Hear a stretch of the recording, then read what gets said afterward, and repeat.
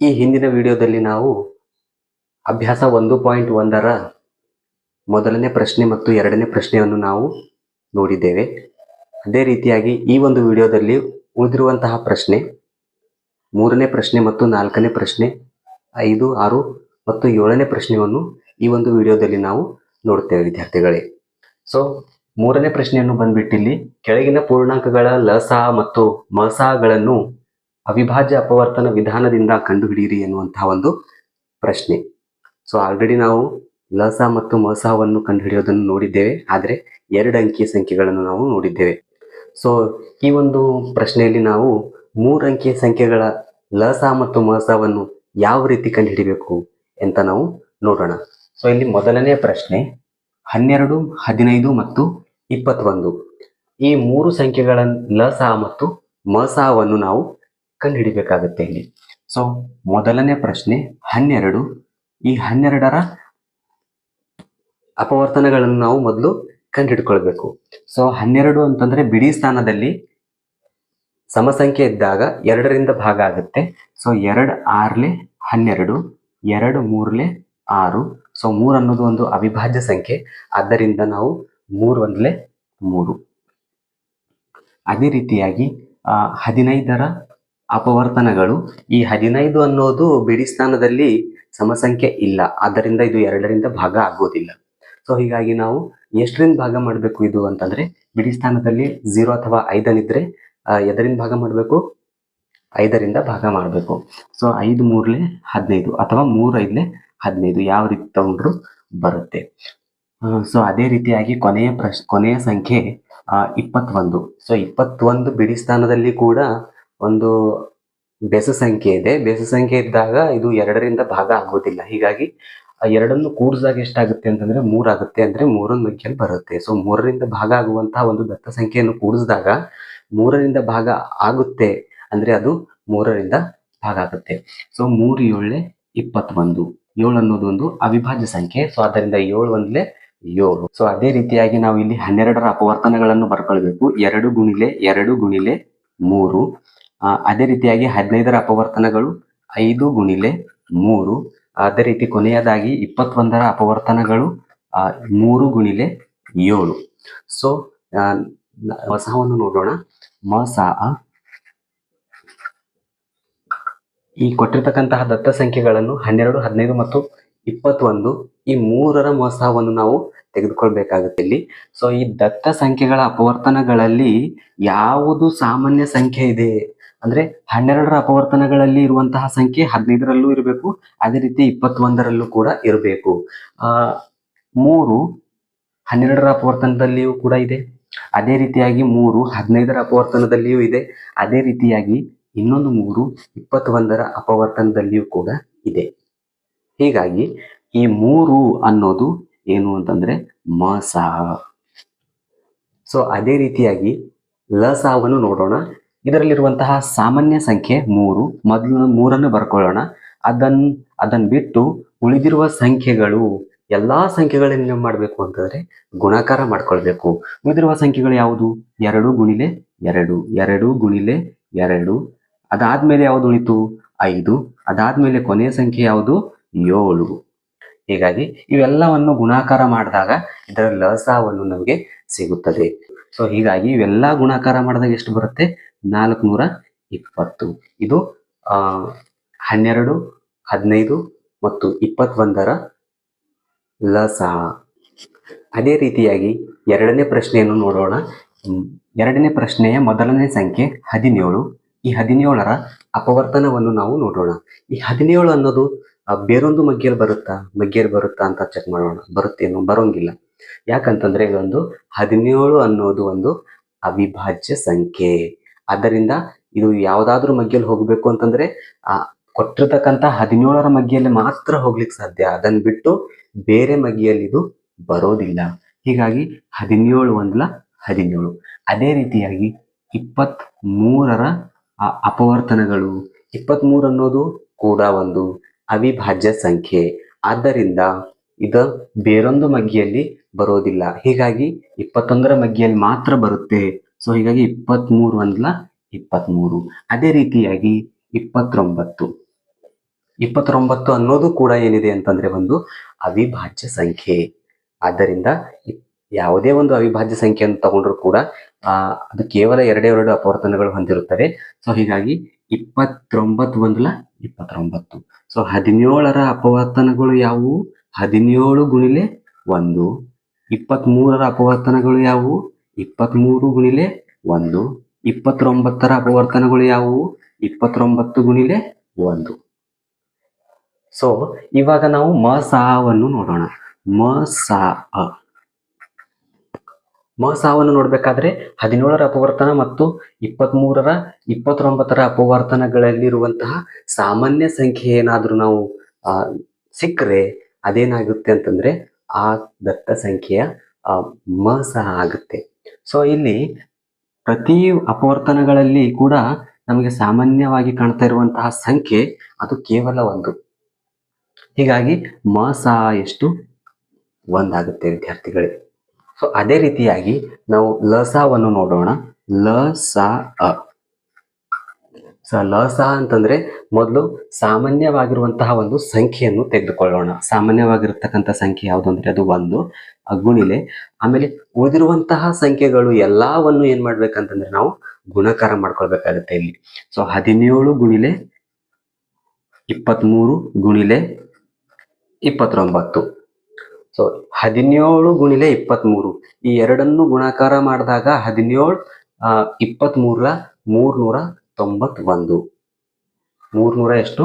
391 ಬರುತ್ತೆ. ಸೊ ಅದೇ ರೀತಿಯಾಗಿ ಈ 391 ಎಷ್ಟರಿಂದ ಗುಣಾಕಾರ ಮಾಡಬೇಕು? 29ರಿಂದ ಗುಣಾಕಾರ ಮಾಡ್ಬೇಕಾಗುತ್ತೆ ನಾವು. 21ರಿಂದ ಗುಣಾಕಾರ ಮಾಡಿದಾಗ ಎಷ್ಟು ಬರುತ್ತೆ? 11,339 ಬರುತ್ತೆ ವಿದ್ಯಾರ್ಥಿಗಳೇ. 11,339. ಸೊ ಹೀಗಾಗಿ ಇದರ ಲಸಾ ಎಷ್ಟು ಮಸಾ ಎಷ್ಟು ಅಂತಂದ್ರೆ 1, ಲಸಾ ಎಷ್ಟು ಅಂತಂದ್ರೆ 11,339. ಸೊ ಕೊನೆಯದಾಗಿ ಇನ್ನೊಂದು ಪ್ರಶ್ನೆ ನೋಡೋಣ ನಾವು ಇಲ್ಲಿ. ಸೊ ಕೊನೆಯ ಪ್ರಶ್ನೆ ಬಂದ್ಬಿಟ್ಟು 8, 9 ಮತ್ತು 25 ಅನ್ನುವಂತ ಒಂದು ಸಂಖ್ಯೆ. ಈ ಸಂಖ್ಯೆಯ ಲಸಾ ಮತ್ತು ಮಸಾವನ್ನು ಕಂಡುಹಿಡಿಯೋಣ. ಇಲ್ಲಿ 8ರ ಅಪವರ್ತನಗಳನ್ನು ನಾವು ಮೊದಲು ಕಂಡುಹಿಡಿಯೋಣ. 8 ಅನ್ನೋದು ಒಂದು ಸಮ ಸಂಖ್ಯೆ ಆದ್ದರಿಂದ 2ರ ಮಗ್ಗಿಯಲ್ಲಿ ಭಾಗ ಆಗುತ್ತೆ. 2 4 8, 2 2 4, 2 1 2. ಸೊ ಅದೇ ರೀತಿಯಾಗಿ ನಾವು 9ರ ಅಪವರ್ತನಗಳನ್ನು ಕೂಡ ಕಂಡುಹಿಡಿಯೋಣ ಇಲ್ಲಿ. ಸೊ 3ರ ಮಗ್ಗಿಯಲ್ಲಿ ಬರುತ್ತೆ. 3 3 9, 3 1 3. ಅದೇ ರೀತಿಯಾಗಿ 25ರ ಅಪವರ್ತನಗಳನ್ನು ನಾವು ಇಲ್ಲಿ ನೋಡೋಣ. ಸೊ 5ರ ಮಗ್ಗಿಯಲ್ಲಿ ಬರುತ್ತೆ. 5 ಕೂಡ ಒಂದು ಅವಿಭಾಜ್ಯ ಸಂಖ್ಯೆ ಆದ್ದರಿಂದ 5 5 25, 5 1 5. ಸೊ ಇದರ ಅಪವರ್ತನಗಳನ್ನು ನಾವು ಬರೆಯೋಣ ಇಲ್ಲಿ. 8ರ ಅಪವರ್ತನಗಳು 2 ಗುಣಿಲೆ 2 ಗುಣಿಲೆ 2 ಗುಣಿಲೆ 1. ಅದೇ ರೀತಿಯಾಗಿ 9ರ ಅಪವರ್ತನಗಳು 3 ಗುಣಿಲೆ 3 ಗುಣಿಲೆ 1. ಅದೇ ರೀತಿಯಾಗಿ 25ರ ಅಪವರ್ತನಗಳು 5 ಗುಣಿಲೆ 5 ಗುಣಿಲೆ 1. ಹೀಗೆ ಅದರ ಅಪವರ್ತನಗಳು ಬರೆದಾದ್ಮೇಲೆ ನಾವೇನ್ ಮಾಡ್ಬೇಕಂತಂದ್ರೆ ಮಸಾವನ್ನು ಕಂಡುಹಿಡಿಬೇಕಿಲ್ಲಿ. ಸೊ ಮಸಾವನ್ನು ಕಂಡುಹಿಡಿಯಲು ಕಂಡುಹಿಡಿಬೇಕಂತಂದ್ರೆ ಈ ಕೊಟ್ಟಿರ್ತಕ್ಕಂತಹ ಅಪವರ್ತನಗಳಲ್ಲಿ ಪ್ರತಿ ಒಂದು ಸಂಖ್ಯೆಯ ಅಪವರ್ತನಗಳಲ್ಲಿ ಸಾಮಾನ್ಯ ಸಂಖ್ಯೆಯನ್ನು ನಾವು ಗುರುತಿಸಬೇಕಾಗತ್ತೆ. ಸೊ ಇಲ್ಲಿ 1 ಇದೆ, ಇಲ್ಲೂ ಕೂಡ 1 ಇದೆ, ಇಲ್ಲೂ ಕೂಡ ಏನಿದೆ ಅಂತಂದ್ರೆ 1 ಇದೆ. ಸೊ ಹೀಗಾಗಿ ಇದರ ಮಸಾ ಎಷ್ಟು? 1. ಅದೇ ರೀತಿಯಾಗಿ ಲಸಾವನ್ನು ಕಂಡುಹಿಡಿಬೇಕು. ಸಾಮಾನ್ಯ ಸಂಖ್ಯೆ ಯಾವುದು? 1. ಮೊದಲು 1 ಬರ್ಕೊಳ್ಳೋಣ ಇಲ್ಲಿ. ಅದಾದ್ಮೇಲೆ ಉಳಿದಿರುವಂತಹ ಸಂಖ್ಯೆ ಎಲ್ಲಾ ಸಂಖ್ಯೆಗಳನ್ನು ಏನ್ ಮಾಡ್ಬೇಕಂತಂದ್ರೆ ನಾವು ಇಲ್ಲಿ ಗುಣಾಕಾರ ಮಾಡ್ಕೊಳ್ಬೇಕಾಗತ್ತೆ. ಸೊ 2 ಗುಣಿಲೆ 2 ಗುಣಿಲೆ 2 ಗುಣಿಲೆ 3 ಗುಣಿಲೆ 3, 5 ಗುಣಿಲೆ 5 ಗುಣಾಕಾರ ಮಾಡಿ. ಇವಾಗ 1 2 2, 2 2 4, 4 2 8, 8 3 24, 8 3 24, 24 3 ಎಷ್ಟು? 72, 24 3 72. ಅದೇ ರೀತಿ 72 ಅನ್ನೋದು 5ರಿಂದ ಗುಣಾಕಾರ ಮಾಡ್ಬೇಕಿಲ್ಲಿ. 72 5 360, 72 ಇಲ್ಲ 350. ಕೊನೆಯದಾಗಿ 5 ಒಂದು ಉಳ್ಕೊಂಡ್ಬಿಡ್ತು. ಆ 5 ಕೂಡ ಗುಣಾಕಾರ ಮಾಡಿದಾಗ ಎಷ್ಟು ಬರುತ್ತಂದ್ರೆ 1800. 1800. ಇವಾಗ ನಾಲ್ಕನೇ ಪ್ರಶ್ನೆಯನ್ನು ಬಂದ್ಬಿಟ್ಟು 306 657ರ ಮಸ 9, ಆದರೆ ಅವುಗಳ ಲಸವನ್ನು ಕಂಡುಹಿಡಿಯಿರಿ ಎನ್ನುವಂತ ಪ್ರಶ್ನೆ.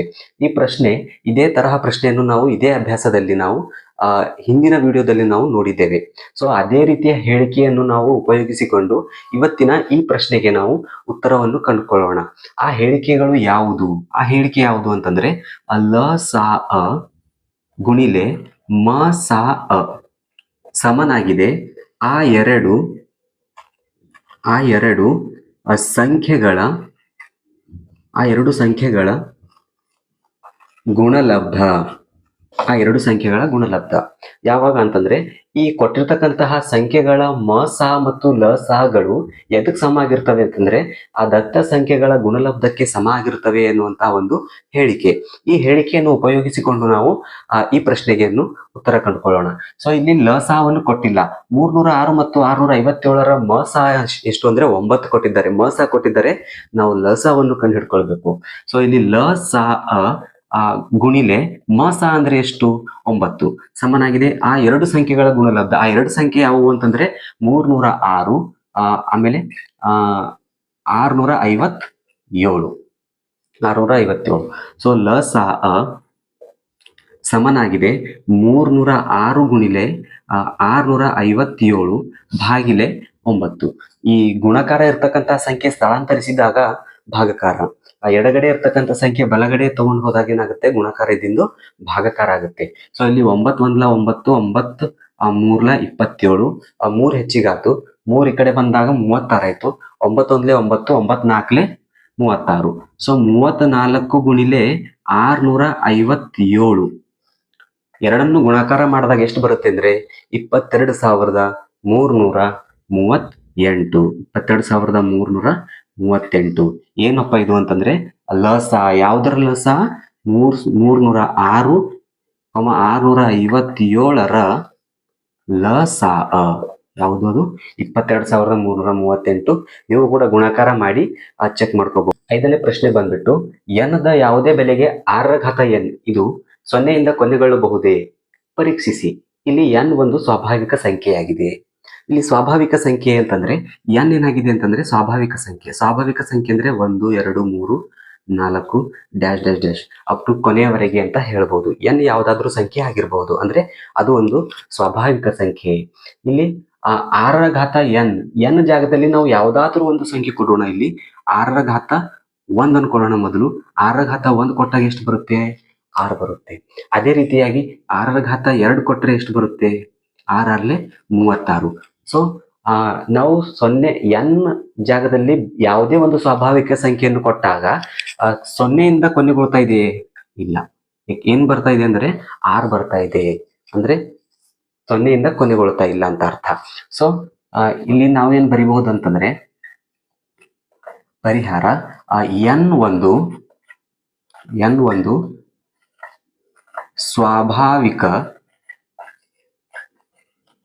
ಸ್ವಾಭಾವಿಕ ಸಂಖ್ಯೆಯಾಗಿದೆ. 6ರ ಘಾತ n ಇದು 0ಯಿಂದ ಕೊನೆಗೊಳ್ಳಬೇಕಾದರೆ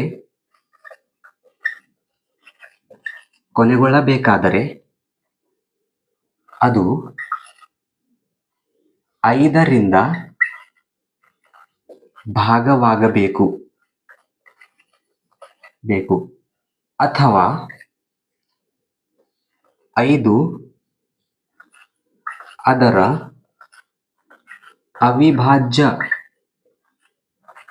ಅಪವರ್ತನವಾಗಿರಬೇಕು. ಆದರೆ 6ರ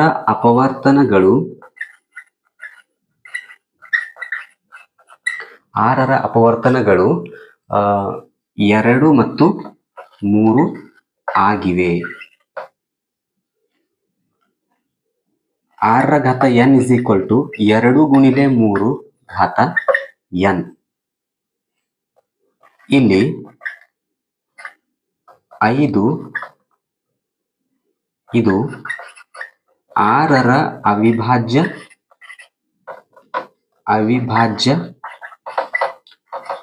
ಅಪವರ್ತನ ಆಗಿಲ್ಲ. ಆದ್ದರಿಂದ 6ರ ಘಾತ n ಇದು 0ಯಿಂದ ಕೊನೆಗೊಳ್ಳುವುದಿಲ್ಲ. ಸೊ ನಾವು ಇವಾಗ 6ನೇ ಪ್ರಶ್ನೆಯನ್ನು ನೋಡೋಣ. 6ನೇ ಪ್ರಶ್ನೆಯನ್ನು ಬಂದ್ಬಿಟ್ಟು 7 ಗುಣಿಲೆ 11 ಗುಣಿಲೆ 13 ಪ್ಲಸ್ 13 ಮತ್ತು 7 ಗುಣಿಲೆ 6 ಗುಣಿಲೆ 5 ಗುಣಿಲೆ 4 ಗುಣಿಲೆ 3 ಗುಣಿಲೆ 2 ಗುಣಿಲೆ 1 ಪ್ಲಸ್ 5 ಇವು ಸಂಯುಕ್ತ ಸಂಖ್ಯೆಗಳಾಗಿವೆ ಏಕೆ ಅಂತ ನಾವು ವಿವರಿಸೋಣ. ಮೊದಲು ಸಂಯುಕ್ತ ಸಂಖ್ಯೆ ಅಂದರೇನು ಅಂತ ನೋಡೋಣ. ನಾವು ಸಂಯುಕ್ತ ಸಂಖ್ಯೆ ಅಂದ್ರೆ 2 ಅಥವಾ 2ಕ್ಕಿಂತ ಹೆಚ್ಚು ಅಪವರ್ತನಗಳನ್ನು ಹೊಂದಿರಬೇಕು. ಅದಕ್ಕೆ ನಾವು ಆ ಸಂಯುಕ್ತ ಸಂಖ್ಯೆ ಅಂತ ಕರಿತೀವಿ. ಅವು ಯಾವ ರೀತಿ ಅಪವರ್ತನಗಳಾಗಿರ್ಬೇಕು ಅಂತಂದ್ರೆ ಅವು ಅವಿಭಾಜ್ಯ ಅಪವರ್ತನಗಳಾಗಿರ್ಬೇಕು. ಸೊ ಈ 6ರ ಅಪವರ್ತನಗಳನ್ನು ನೋಡಿದಾಗ 2 ಗುಣಿಲೆ 3 ಇವು ಅವಿಭಾಜ್ಯ ಅಪವರ್ತನಗಳು. 6ರ ಅವಿಭಾಜ್ಯ ಅಪವರ್ತನಗಳು 2 ಗುಣಿಲೆ 3 ಬಂದಾಗ ಈ 2 ಗುಣಿಲೆ 3 ಏನವ ಅಂತಂದ್ರೆ ಸಂಯುಕ್ತ ಸಂಖ್ಯೆಗಳು ಅಂತ ಕರಿತೀವಿ. ಅಂದ್ರೆ ಅರ್ಥ ಏನು ಅಂದ್ರೆ ಸಂಯುಕ್ತ ಸಂಖ್ಯೆ ಅಂದ್ರೆ 2 ಅಥವಾ 2ಕ್ಕಿಂತ ಹೆಚ್ಚು ಅವಿಭಾಜ್ಯ ಅಪವರ್ತನಗಳನ್ನು ಹೊಂದಿರುವಂತಹ ಸಂಖ್ಯೆಗಳಿಗೆ ನಾವೇನಂತ ಕರಿತೀವಿ ಸಂಯುಕ್ತ ಸಂಖ್ಯೆ ಅಂತ ಕರಿತೀವಿ. ಸೊ ಇಲ್ಲಿ ಮೊದಲನೇ ಪ್ರಶ್ನೆ ಬಂದ್ಬಿಟ್ಟು 7 ಗುಣಿಲೆ 11 ಗುಣಿಲೆ 13 ಪ್ಲಸ್ 13. ಸೊ ಇದನ್ನು ನಾವು ಯಾವ ರೀತಿ ಬರ್ಕೊಳ್ಬಹುದು ಅಂದ್ರೆ ಇಲ್ಲಿ 13 ಮತ್ತು 13 ಎರಡು 13ಗಳಿವೆ. ಸೊ ಇಲ್ಲಿಂದ 13 ಮತ್ತು 13 ನಾವು ಹೊರಗಡೆ ತಗೊಂಡು ಬರೋಣ. 7 ಗುಣಿಲೆ 11 ಪ್ಲಸ್ ಏನು ಇಲ್ಲ ಅಂದ್ರೆ ಏನಿರುತ್ತೆ ಇಲ್ಲಿ 1 ಇರುತ್ತೆ. ಸೊ ಅದೇ ರೀತಿಯಾಗಿ 13 11 7 77 ಪ್ಲಸ್ 1. ಅದೇ ರೀತಿಯಾಗಿ 13 77 ಪ್ಲಸ್ 1 78. ಇಲ್ಲಿ ನಾವು ನೋಡಿದಾಗ 78ರ ಅವಿಭಾಜ್ಯ ಅಪವರ್ತನಗಳು ನಾವು ಕಂಡು ಹಿಡ್ಕೊಳ್ಬಹುದು. ಏನಪ್ಪ ಅಂತಂದ್ರೆ 2 3 6 ಈ ಕಡೆ ಬಂದಾಗ 18 ಆಯ್ತು. 2 9 18. ನೆಕ್ಸ್ಟ್ 3ರ ಮಗ್ಗಿಯಲ್ಲಿ ಹೋಗುತ್ತೆ. 3 1 3 3 3 9 13 1 13 ಅಂತ ಬರುತ್ತೆ. ಅಂದ್ರೆ ಅದರ ಅವಿಭಾಜ್ಯ ಅಪವರ್ತನಗಳು ಯಾವುವು 13 ಗುಣಿಲೆ 2 ಗುಣಿಲೆ 3 ಗುಣಿಲೆ 13.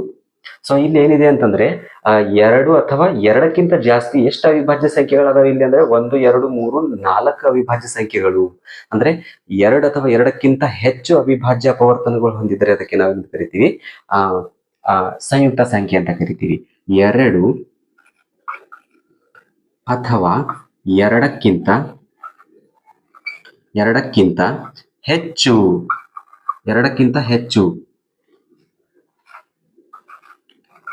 ಅವಿಭಾಜ್ಯ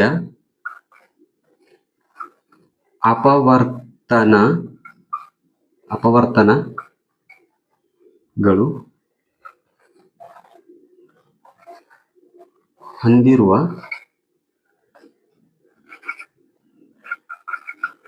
ಸಂಖ್ಯೆಗಳು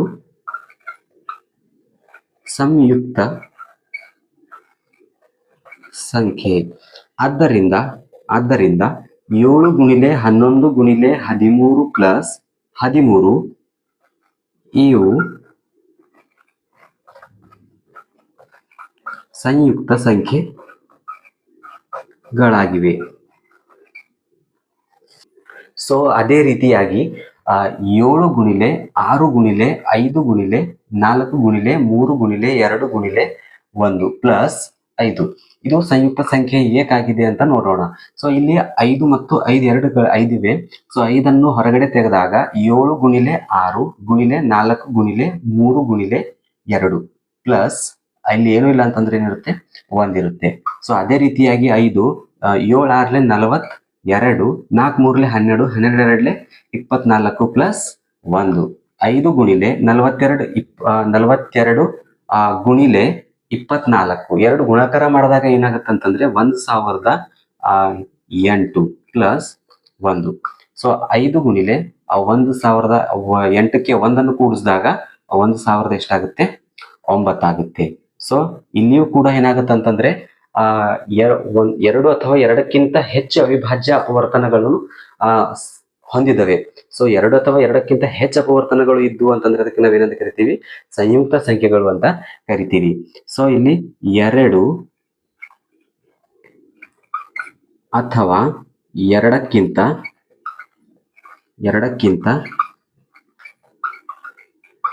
ಹೆಚ್ಚು ಅವಿಭಾಜ್ಯ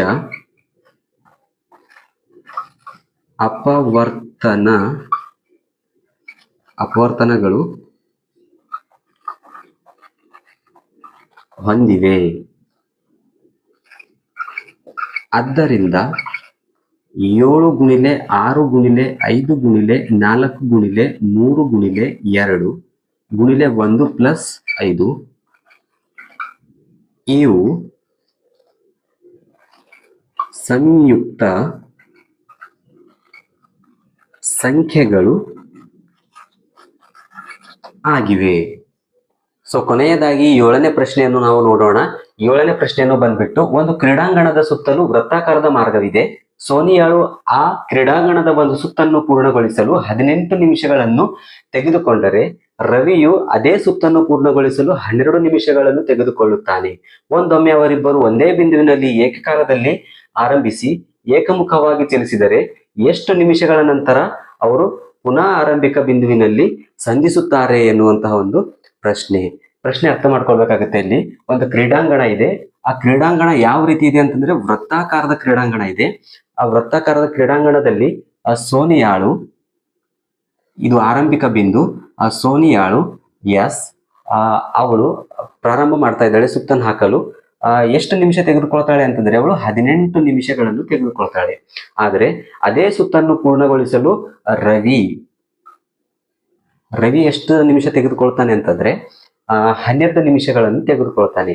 ಸೊ ಸೋನಿಯಾಳಿಗಿಂತ ರವಿಯು ಸ್ಪೀಡ್ ಆಗಿ ಬಂದು ಮುಟ್ತಾನೆ. ಆದ್ರೆ ಒಂದೊಮ್ಮೆ ಅವರಿಬ್ಬರು ಒಂದೇ ಒಂದು ಬಿಂದುವಿನಿಂದ ಏಕಕಾಲದಲ್ಲಿ ಆರಂಭಿಸಿ ಏಕಮುಖವಾಗಿ ಚಲಿಸಿದಾಗ ಅವರು ಪುನಃ ಎಷ್ಟು ನಿಮಿಷದಲ್ಲಿ ಬಂದು ಸಂಧಿಸ್ತಾರೆ, ಬಂದು ತಲುಪ್ತಾರೆ ಎನ್ನುವಂತಹ ಪ್ರಶ್ನೆ. ಸೊ ಇಲ್ಲಿ ಸೋನಿಯಾಳು ಎಷ್ಟು ನಿಮಿಷದಲ್ಲಿ ಚಲಿಸ್ತಾಳೆ? 18. ಅದೇ ರೀತಿಯಾಗಿ ರವಿ ಎಷ್ಟು ನಿಮಿಷ ಅಂತಂದ್ರೆ 12. ಈ 18 ಮತ್ತು 12ರ ಲಸವನ್ನು ತೆಗೆದುಕೊಳ್ಬೇಕಾಗುತ್ತೆ. ಆ ಲಸಾನೇ ಏನಾಗಿರುತ್ತೆ ಅಂತಂದ್ರೆ ಇದ್ರದ್ದು ಉತ್ತರ ಆಗಿರುತ್ತೆ. ಸೊ 18 ಮತ್ತು 12ರ ಲಸ ಯಾವ ರೀತಿ ತೆಗಿಬೇಕು, ಕಂಡು ಹಿಡ್ಕೊಳ್ಬೇಕು ಅಂತ ನಾವು ಹಿಂದಿನ ತರಗತಿಯಲ್ಲಿ ನಾವು ನೋಡಿದ್ದೇವೆ. ಸೊ 18ರ ಅಪವರ್ತನಗಳು 2ರಿಂದ ಭಾಗ ಆಗುತ್ತೆ. 2 9 18, 3 3 9, 3 1 3. ಸೊ ಇಲ್ಲಿ 2 ಗುಣಿಲೆ 3 ಗುಣಿಲೆ 3.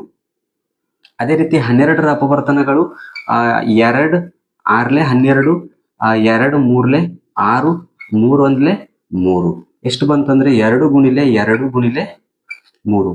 ಸೊ ಘಾತಾಂಕ ರೂಪದಲ್ಲಿ ಬರೆದಾಗ 2 ಗುಣಿಲೆ 3ರ ಘಾತ ಎಷ್ಟು? 2. ಅದೇ ರೀತಿ 2ರ ಘಾತ ಎಷ್ಟು? 2 ಗುಣಿಲೆ 3. ಸೊ ಇಲ್ಲಿ ಲಸವನ್ನು ಕಂಡುಹಿಡ್ಕೊಳ್ಬೇಕಂತಂದ್ರೆ ನಾವು ಯಾವಾಗ್ಲೂ ಗರಿಷ್ಠ ಘಾತಾಂಕ ಬರ್ಕೊಳ್ಬೇಕಾಗುತ್ತೆ. ಇಲ್ಲಿ ಅತ್ಯಂತ ದೊಡ್ಡ ಘಾತ ಯಾವುದು 2ರಲ್ಲಿ ಅಂತಂದ್ರೆ 2ರ ಘಾತ 2 ಗುಣಿಲೆ 3ರಲ್ಲಿ ಅತ್ಯಂತ ದೊಡ್ಡ ಘಾತ ಯಾವುದು ಅಂತಂದ್ರೆ ಅದು 3ರ ಘಾತ 2.